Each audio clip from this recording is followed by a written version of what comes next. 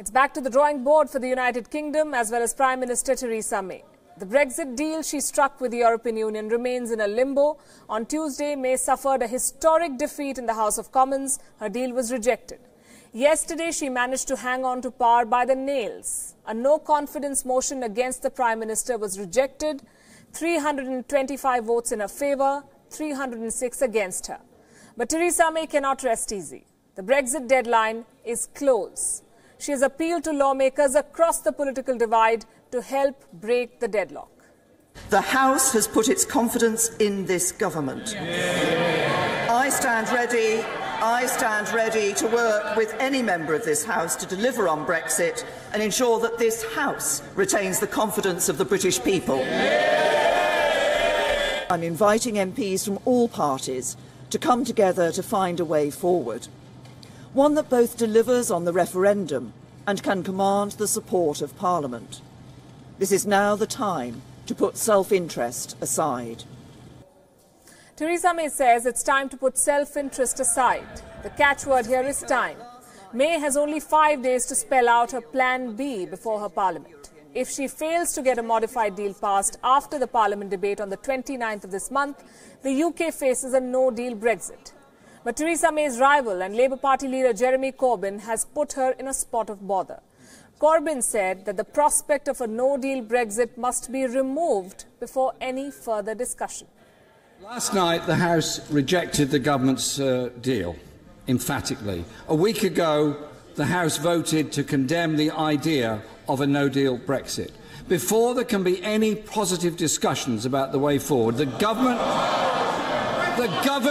must remove clearly, once and for all, the prospect of the catastrophe of a no-deal Brexit from the EU and all the chaos that would come as a result of that.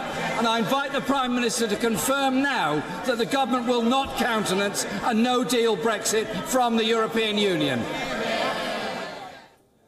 But Theresa May is not ready to compromise on her deal. She also refuses to rule out a no-deal Brexit. The opposition, meanwhile, threatens to table more no-confidence motions. The Labour Party wants a general election, so do the Liberal Democrats. The Brexit chaos has a fallout in Europe as well. Other EU members are also preparing for this divorce. It affects their lives as well. France's Prime Minister met his cabinet to discuss Brexit, and soon after the meeting, France took a tough line. It said there is no question of making any concessions on the deal, which means there is a high chance of a no-deal Brexit. Food and medicine supply will be hit. Hundreds of thousands of labourers and consumers will be affected. March 29th is the Brexit deadline. Theresa May walks a political tightrope. She came to power on the back of the Brexit vote. She negotiated the deal with the European Union, and now she must get her own parliament on board. As Shakespeare said, to be or not to be, that is the question Britain faces. Joining us now is Wion's correspondent Ollie Bharat from London. Good evening, Ollie. Theresa May has survived the leadership challenge, but there seems to be no movement on a Brexit deal. What does the British Prime Minister plan to do next? She is holding talks with MPs from opposition parties and in her own party to try and see if there is a compromise Brexit solution that can be reached, which could then be put to the European Union to see Britain exit the bloc as planned on the 29th of March of this year. That is a very tall order indeed, though not least because time is running out, but also because it's hard to see how exactly she'll reach a compromise with parliamentarians. We have seen multiple demonstrations of how divided the UK's House of Commons is on the Brexit issue, so very difficult to see how she'll be able to reach some kind of solution in consultation with opposition MPs. Is the European Union willing to negotiate with the Theresa May government once again, and what kind of a Brexit will be acceptable to all parties if such a deal exists? Brussels has always said that it is not open to new negotiations on the deal that's already been reached. That may be able to be fudged down the line if Theresa May goes back to Brussels and asks for a couple of specific changes here and there to her deal. But her deal, of course, has already been overwhelmingly rejected by British MPs, so that may not get her very far. What the European Union has also been clear about, though, is that if the UK's red lines change, in terms of the red lines it set down in the previous negotiations, then the European Union would be willing to look again at some kind of alternative arrangement. So there are ways that these negotiations can be moved forward and can be reopened.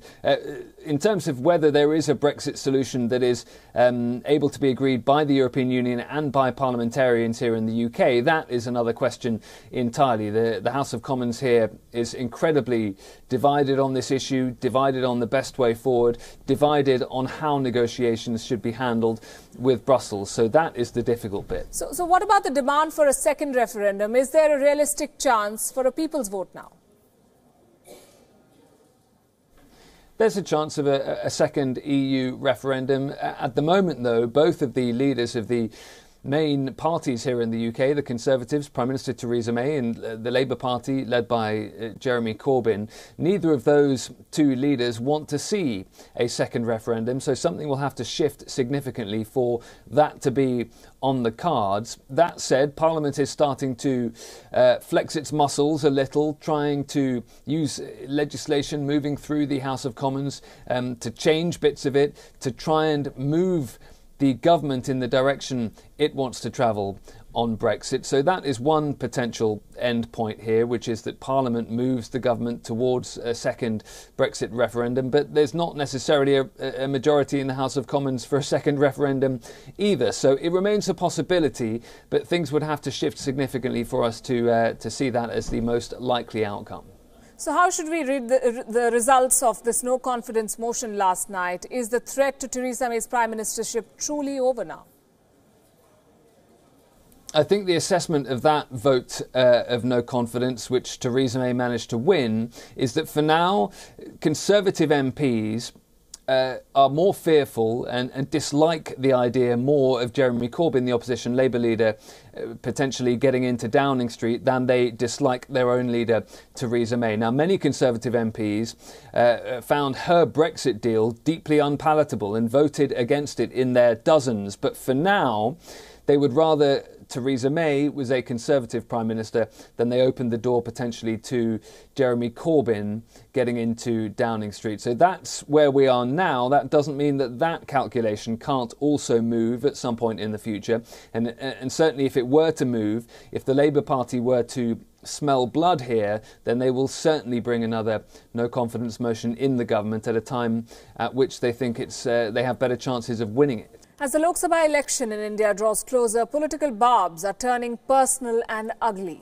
At the centre of the latest controversy is a Congress leader from Karnataka. B.K. Hariprasad's comment on ailing BJP chief Amit Shah seems to have backfired. Shah is currently undergoing medical treatment for swine flu. The information was tweeted from his official account. Remember, Karnataka has been at the centre of a political showdown for the last 1 week. The turmoil began after some Congress legislators went incommunicado.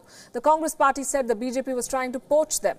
Finally, the missing MLAs returned. They vowed to not leave the party fold. But just as this controversy was dying down, Congress leader B.K. Hariprasad landed his party in a soup. He raked up the illness of BJP President Amit Shah and said that Mr. Shah had contracted swine flu because he tried to destabilize the Karnataka government. Amit Shah avaru gabri agi jwara bandide. Jwara andre kammi jwara alla, adu handi jwara anta heltare, swine flu anta heltare. Karnataka rajyada sarkaravannu kedulu prayatna madidre kevala handi jwara alla, nimge vanti bedi rogavu sah barutte annodana bala chennagi tilkolli. The irresponsible comment by their leader forced the Congress party to go into damage control mode. State units of the party wished Mr. Shah's speedy recovery on their social media handles. In India, a politician's health is rarely discussed in public. Former Congress chief Sonia Gandhi's illness was kept under wraps. The only details that were made public were about her undergoing a medical procedure outside India. Reporting on former Prime Minister Atal Bihari Vajpayee's illness created a serious political storm in the early 2000s. While some leaders like former Defence Minister Manohar Parrikar and External Affairs Minister Sushma Swaraj have been candid about it, there is largely a culture of silence around the health of leaders in India. Unlike the West, where the health of public figures is part of the political discourse, Hillary Clinton, remember, had to release a statement saying that she was in good health after she fainted at a 9/11 memorial service in 2016. American President Donald Trump also released a letter on his health a few months after taking office. The credibility of the letter was widely disputed. After all, government should not be run by proxies and leaders must show that they are fit enough to rule. On the third day of the Kumbh Mela in Prayagraj in Uttar Pradesh, hundreds of thousands of devotees took the holy dip. It is said that a dip in the Ganges during Kumbh helps in breaking free from the cycle of birth and death. Our next report takes you to the Kumbh Mela.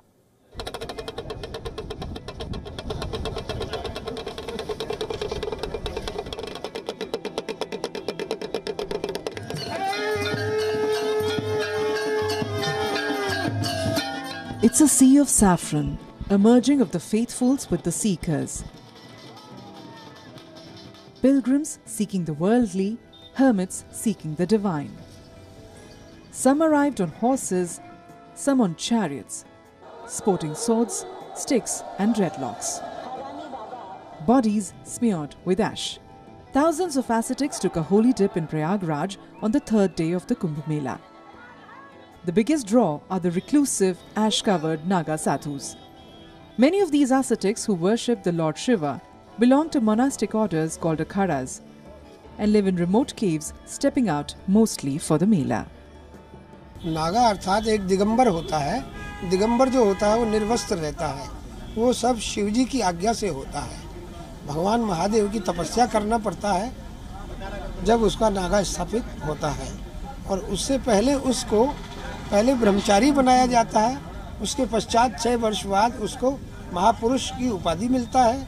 उसके पश्चात फिर 12 वर्ष बाद उसको नागा बनाया जाता है।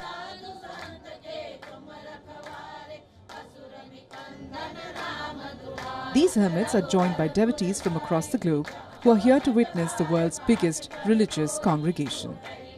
And I learned that we should not only come here to put water, to take bath in the river, but we should take bath in association of sages, of holy people. I think as long as we connect with God and we try to see the divine essence in everybody, then it makes things very light for us. The world's most colourful holy spectacle draws millions from around the world. Mark Trojer is a German photographer who's trying to capture the spiritual congregation through his lens. We also heard that you're writing a book about Kumbh. So what are you going to really write in it? In the book, I want to tell the people about my personal experiences, but also I'd like to explain about the whole event itself, because still so many people in the Western world don't know about it, and it's the biggest gathering on earth. We are here at Prayagraj and this is another day of Kumbh Mela. According to the Hindu mythology, it is considered that whomever comes here to take a holy dip during Kumbh, they get freedom from the circle of life, that is life and death, and they get moksha. Over 150 million people are expected to descend to the confluence of the holy rivers in India, the Triveni Sangam. The scale of this gathering is so huge that it is clearly visible from the skies. India's space agency ISRO tweeted this image of the banks of the Ganga in Prayagraj. It is these tents that house millions of people over a period of 40 days. And for the seekers queuing up for the Kumbh, the quest is beyond the material. Bureau Report, Wion, World is One.